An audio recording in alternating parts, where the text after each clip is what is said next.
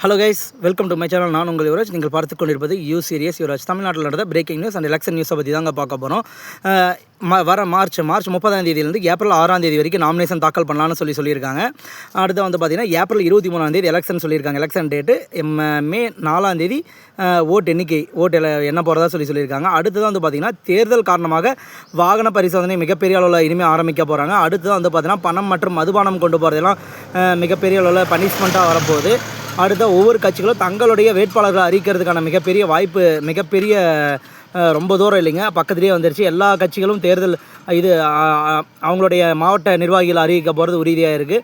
அடுத்த விஜய் அவர்கள் அவங்களோட நிர்வாகி எந்தளவுக்கு அறிவிக்க போகிறாங்கன்றது நம்ம இனிமேல் தான் பார்க்க போகிறோம். எத்தனை தொகுதி யார் கூடயாச்சும் கூட்டணி வைக்க போகிறாங்களா, இது வரைக்கும் மக்களோட தான் கூட்டணின்னு சொல்லிட்டு இருக்காங்க.